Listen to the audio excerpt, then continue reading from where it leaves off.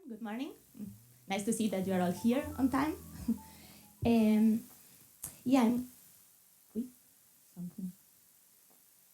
Yeah, I will tell you a bit about what we do in Salamanca, like mostly the last 2 years since I started my independent career, and I try to start solo as I can. So I will give you a tiny bit of a view about non-adiabatic molecular dynamics methods. So what do? We do simulations of non-adiabatic molecular dynamics. What is that? So we're interested in the ultraviolet visible light, and our molecules, let's say, they're in their ground state, they absorb a photon, and then they end up in an electronic state that has the same multiplicity. And after that, things start to happen. We care about the time evolution. So the molecule can just start crossing other states, internal conversion if it goes to a state of the same multiplicity, or maybe intersystem crossing if it goes to a state of a different one. And then it could maybe decay non-radiatively to the ground state, form some photoproducts, or emit light as a form of fluorescence or phosphorescence. And this is non-adiabatic because there is a breakdown of the von Oppenheimer approximation since we are not in a single adiabatic state. It crosses different electronic states to relax back, because what the molecule wants is just to lose this excess of energy that it has at the beginning, so kind of relax its nuclear conformation.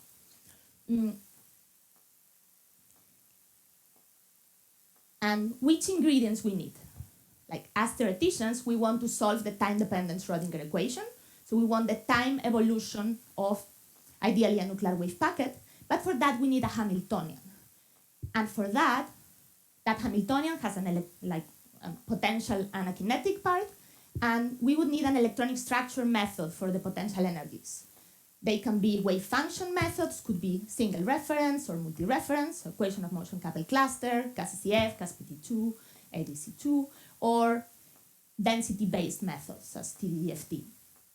And then, like we say, we don't care about where our potential surfaces come from. We would like to have a non-adiabatic molecular dynamics, so we need to propagate those nuclei. So we need a method. We need some equations to know how those nuclei from our molecule propagate.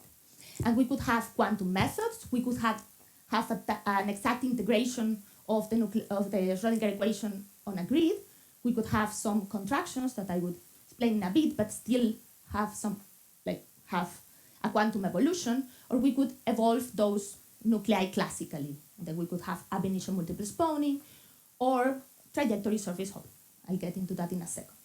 But then we also need, and this is very, very important, as theoreticians, we need collaborators running experiments. So we would like some absorption emission spectra, but someone that actually measures that, not only our calculations, and ideally always time-resolved spectroscopies.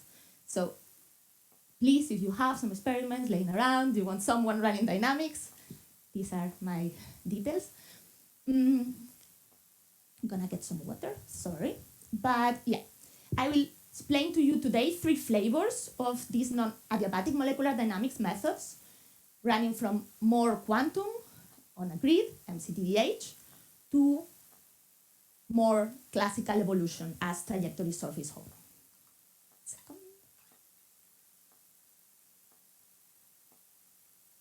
Then you can admire this beautiful picture. MCTDH. MCTDH stands for multi-configuration time-dependent Hartree. What is it? It's a grid-based method.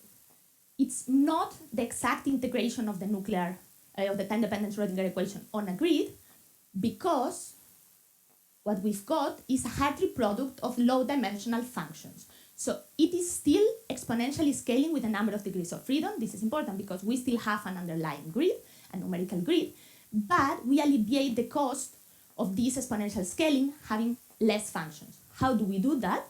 We do a CAS-CF approach for the nuclei. So what we do is a multi-configurational Hartree method.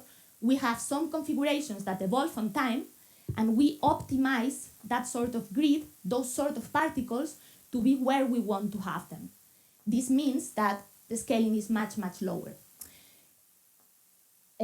This is always done in the diabatic picture because then this wave function ansatz is plugged into the time-dependent Schrodinger equation where we need to calculate full integrals over the whole configurational space. So we need analytical potentials, and then we need our couplings to be smooth. And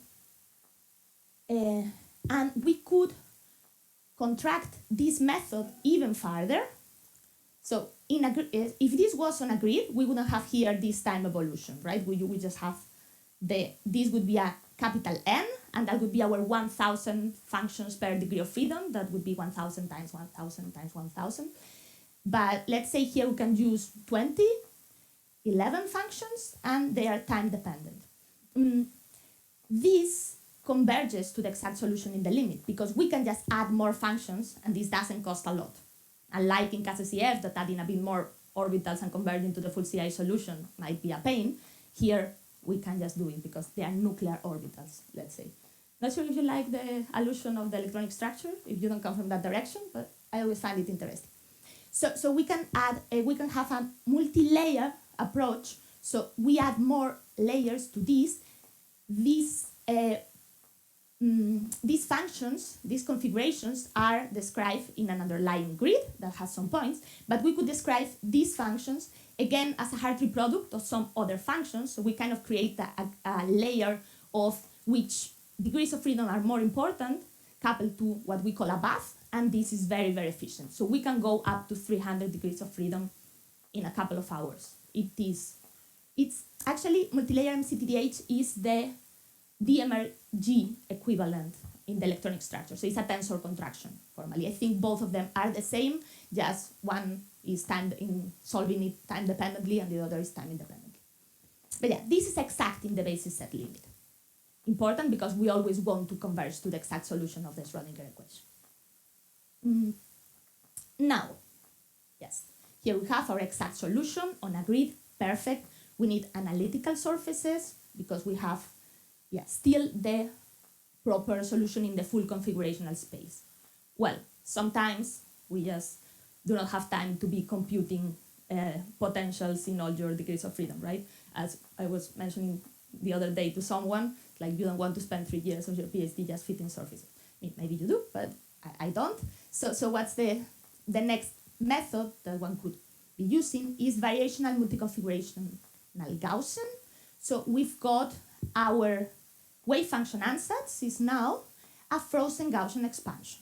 So we just add many Gaussians with their coefficients that will evolve time dependently. And also the Gaussian parameters would be evolving. So they do not evolve classically.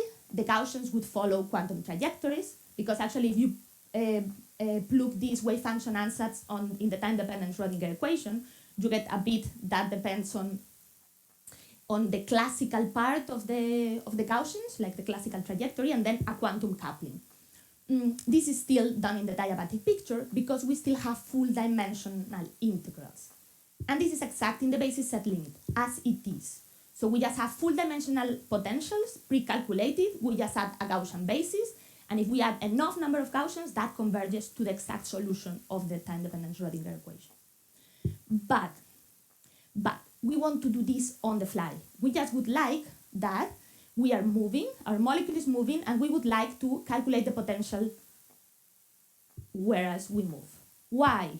Well, because if you know your potential in advance, maybe you don't even need to run dynamics. You just check, how are the couplings, how it is. You are biased by the choice of the coordinates. And you normally don't want that. So we would like to run on the fly so that the molecule moves, we calculate with my electronic structure method what's the energy, the couplings, etc. And we propagate. Then we move again, we calculate those properties. So we have the properties.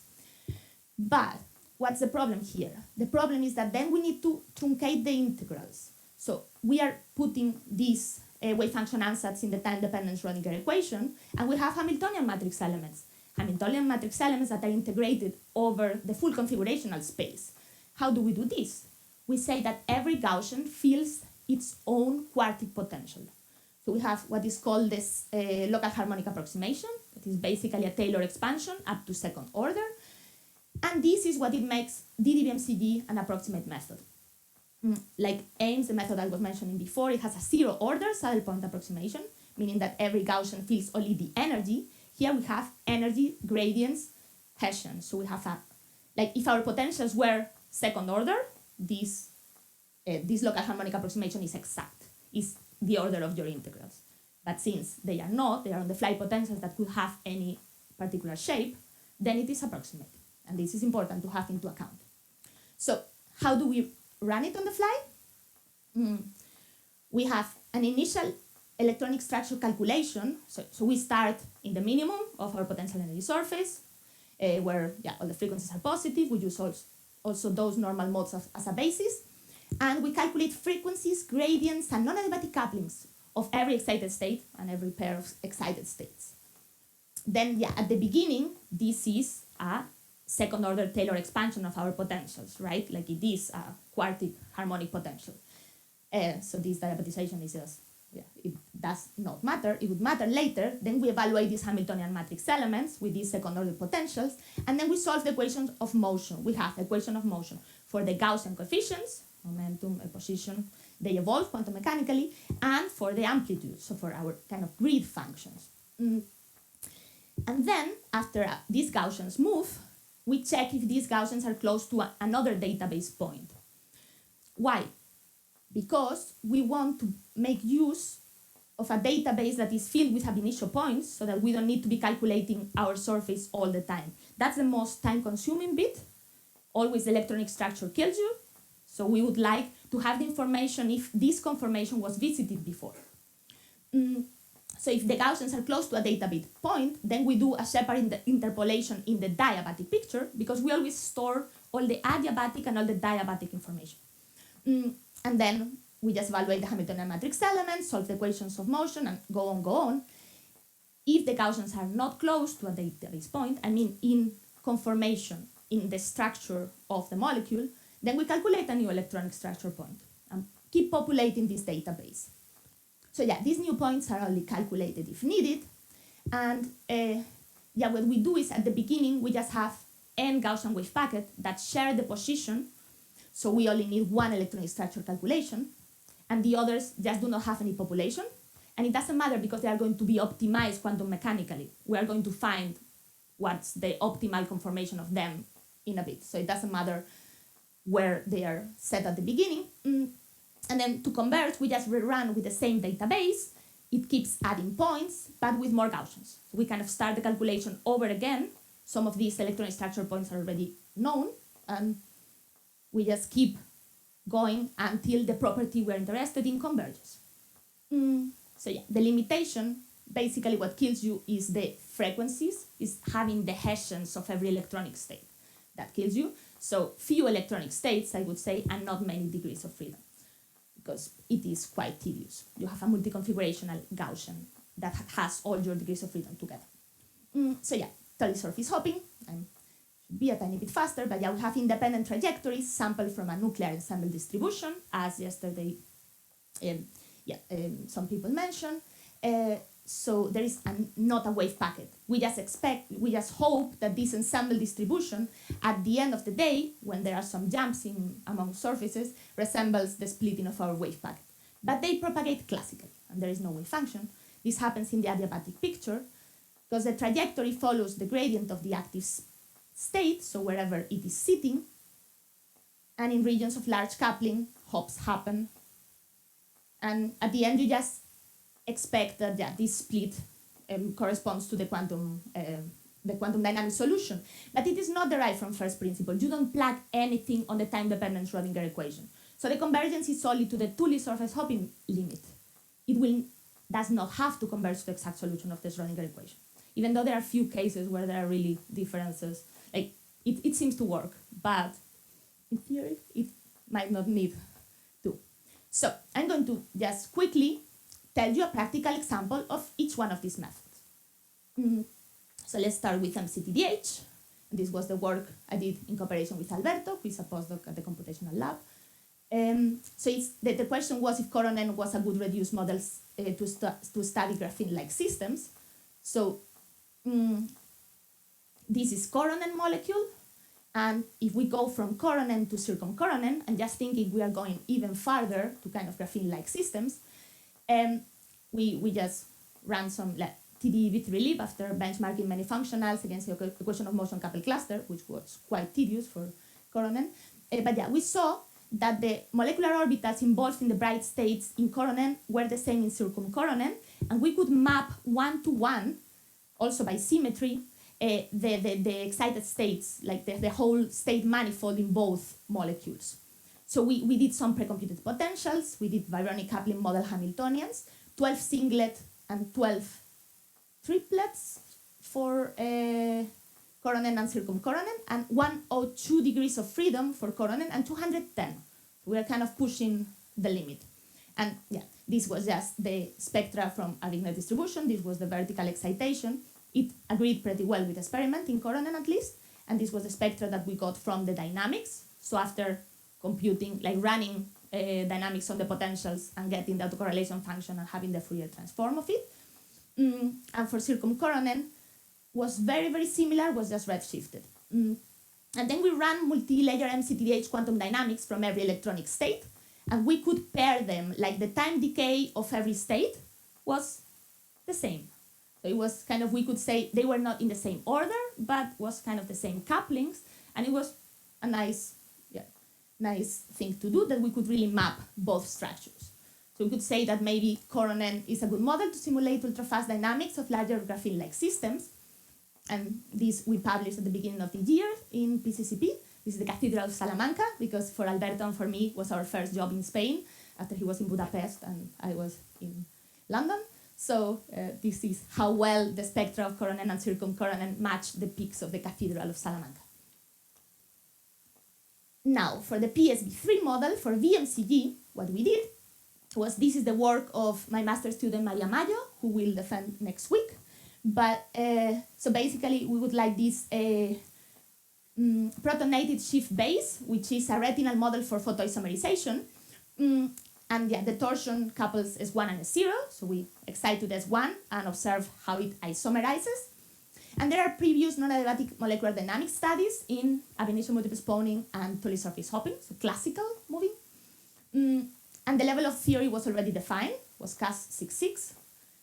And over the years, I've seen some discrepancies between Tully surface hopping and quantum propagations in torsionated systems. So in ethylene and 1,1-D fluoroethylene, I did during my PhD and during my postdoc, I did some work in it and we saw differences. So the question is, what's going on here? This is a job for DDBMCG, because it's a quantum method and there are already studies with classical propagations. So yeah, this was the level of theory that we used, that was chosen by someone else. We had 3,000 database points, that most of them ab initio calculated. And we basically saw no population transfer before 140 femtoseconds. This is not converged, but it doesn't matter the amount of Gaussians that we use. This is just some harmonic potentials that, of course, do not show any population transfer, because they should not. It was just a proof of principle. But yeah, this is not converged, but still we don't see any population transfer until here, whereas ab initio multiple spawning shows a very, very fast population. And the torsion angle also, like it torsionates much slower. So yeah, maybe the problem is that initial conditions are different, Wigner versus the vibrational eigenstate. Propagation method is different, quantum versus classical. Coordinates for propagation are also different, normal modes versus Cartesian in classical, or some properties are diabatic instead of being adiabatic, so that also could be a problem. So it's a mystery, as Hugh Laurie would sing in the 80s. I don't know, if you have any ideas, let me know, because I'm really interested, and I think it's going to be a couple of more years until I solve the mystery, if I do, maybe with your help. But yeah, my last example is for Tully surface hopping, the cyclobutanon. So this was the work I did in cooperation with Alberto, who was before, and Javi, who is there in the audience. So there was this challenge to the non-adiabatic molecular dynamics community to predict the outcome of an electron diffraction experiment. The experiment took place in February at SLAC, at the SLAC National Laboratory in California. And yeah, it was electron diffraction, so it was a property that is dependent on the nuclear geometries. So we thought, yeah, it was very tight time-wise. We had it was exactly 1 year ago when the announcement was made. Probably the people that were involved knew already, but the community didn't. And it was 6 months to submit to JCP, your results as a theoretician. So this was a job for surface hopping. You just don't have time to be thinking how a nuclear wave packet would calculate some properties that depend on X, Y, Z. Let's just use surface hopping. What were the results, the global results of the challenge? Were 16 theoretical predictions submitted to JCP. 9 out of 16 were based on surface hopping. So now, as my friend Lea used to say, we have now a bunch of surface hopping papers just all doing exactly the same with KCCF. Very interesting. Just don't Google cyclobutanon. But yeah, then there was also ab initio multiple spawning, MASH, some flavors of nuclear dynamics propagations. Then there were different electronic structure methods, but most of them were KCCF. So all of us kind of had the same idea. And there was an agreement, more or less, in photodissociation timescales. So what it came from the gas ultrafast electron diffraction signals. And there were some differences in this ratio of products formed, if they were 3-member ring or just ethylene plus something. But yeah, we are still waiting for the outcome of the experiment. I think it will be maybe next year, or maybe there is a lot of pressure on the experimentalists now because they have 17 groups waiting for their experiments. But yeah, so what did we do? Just these 3 minutes, very quickly. We did some benchmark of the electronic structure. We wanted to use CASPT2, but at the end it was impossible. So we ended up using the KCCF that was the wave function that then we used for the CASPT2 energies because the surfaces were parallel, even though the spectrum looked redshifted. And then we had 500 initial conditions. We started in the 3S Rydberg because was where they were probing the experiment. And we did first TdB3 with 12 singlets, 12 triplets to explore the influence of the triplet states in the dynamics. There was no triplet state population in the first 300 femtoseconds. So we said, okay, now we can do a KCCF just in the singlet manifold with 6 states. And we also ran TdB3 with 6 singlet states, but allowing the ground hops to the ground state when the gap was lower than 0.1 electron volts. So we saw that the same excited states were involved. This is the photoproducts that were formed. So the cyclobutanon was decaying and forming basically the open cycle form, and the C2 products, ethylene plus acetylene, this other one. And the dynamics was 10 times faster with KCCF. So we also had Lea Ibele, who was also with us in this project and did computed the signals for the electron diffraction. So we extracted the pair density function that depends on the pair of atoms for the different photoproducts, and we saw basically the same photoproducts were formed. The only difference was that in B3LIB was much lower than KCCF. We don't know why, but other groups saw the same. So this was published this year in the Journal of Chemical Physics, along with the others. And this is what we have seen today. So we've seen these 3 examples for these 3 non-adiabatic dynamics methods. But now, when would you like to use each method? This is kind of the important bit, right? There is no clear answer, but there are some guidelines that are, of course, my take to it. But I would use multilayer MCTDH for rigid systems, up to 300 degrees of freedom and 20 states, let's say, if you just have these very cheap harmonic pre-computed potentials, and it converges to the exact solution, so you can always sleep very well at night. It's just, this is the convergence. DDBMCG I would use always for floppy systems, but only up to 30 degrees of freedom and 5 electronic states maximum. If there are torsions, there is tunneling, there are clear quantum effects, and you want to go on the fly, of course, if we just want to have analytical potentials, always multilayer MCTDH. And totally surface hopping for the rest. So large systems, many states, quick comparison with experiment. And it has the advantage that it's a very established method. It is fast and it's not in constant development. The quantics code might change overnight and then your results don't converge anymore because the code is not compiling. Many people are developing it nowadays. So it's an advantage. Yeah, I would like to thank the group, the DIMMOL group, that is the computational lab for resources in Salamanca, also cost actions for always very fruitful discussions, supercomputing power, and especially Maria, Javi, and Alberto, who follow me in this crazy adventure. I just knock in their doors. I was like, do you like this project? Yes. Okay, good. So thank you for your support with my ideas. And yeah, the talk of Javi is at 15:45 today, so don't miss it. And I would just like, in just 1 second, bring to your attention that there is the 11th virtual winter school in theoretical and computational chemistry. So it is in January, 27th to 31st of January. It always has thousands of attendees yearly. It's fully online and it's for free. And these are like some of the speakers we had over the years. This year we are having this list of speakers, and we are having an XTV workshop and an ORCA workshop, and also Eurodoc, that is an association for pre-doc and postdoctoral researchers. Is going to give a talk on mental health in academia. That is also very interesting. So I've been 2 years in the committee, and I would love if you would show up and we can have some discussions, because last year the discussions were super nice. So yeah, thank you. Sorry. Thank you for this very nice talk. Now we have time for some questions.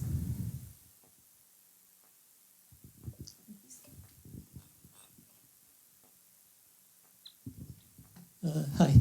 So for this cyclobutanol, have you gone through all the papers, and did you see any obviously? So even before the experiment, can you already make some conclusions? Yeah, that people really like surface hopping with CASI-CF. That's one conclusion. But are they right to like it, or do they get? I think one of the problems is that we almost all got the same signal. So even if our populations or our dynamics looked a bit different, these plots, like with the two blobs, was basically what everyone got. So I don't think it's the best method. Sorry, the best experiment to discriminate between methods. Or it could say that it could mean that it doesn't matter which method you use, because they all lead the same. Let's see what is Thomas Wolf doing the experiment in Stanford. So let's see what his team has to do. Next year we have a second meeting, hopefully, on it. So we all will meet, sit down, and analyze the results and see what we can extract from all of this. Thanks. At the end.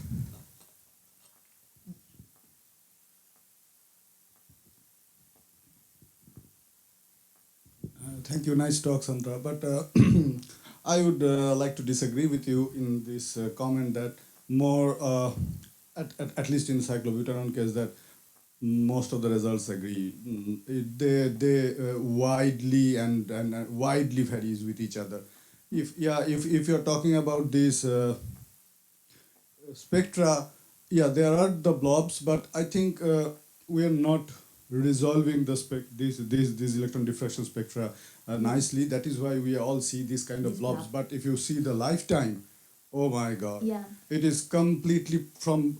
In our paper we listed the table. You cannot believe the from 250 femtosecond. I am talking about the lifetime of the S2 state, that is the Rydberg state.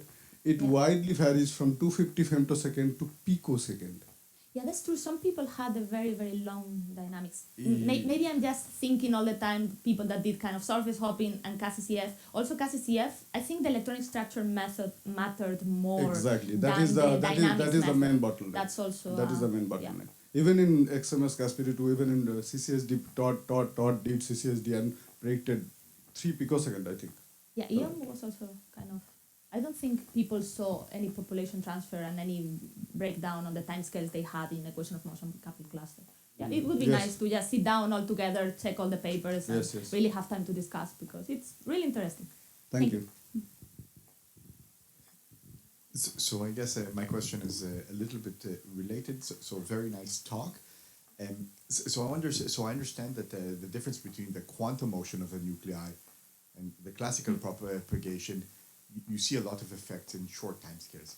And I wonder if there is any chance of finding an observable, or maybe at long time scales, at adiabatic time scales where the populations are different, or something that can be probed at. Do you think there's a chance? I know the calculation is really hard, but... I don't know, maybe some some geometrical properties, like kind of hydrogen bond or sort of these that might be more quantum. So maybe the timescales for those movements would be different. I think That that would be a would be- really interesting question. Yeah. Especially now that we can push the limit of quantum very, very far. So, yeah. Sorry, I was a bit Okay, over so time. let's thank the speaker again, and I guess we are now waiting also for the experimental results to see what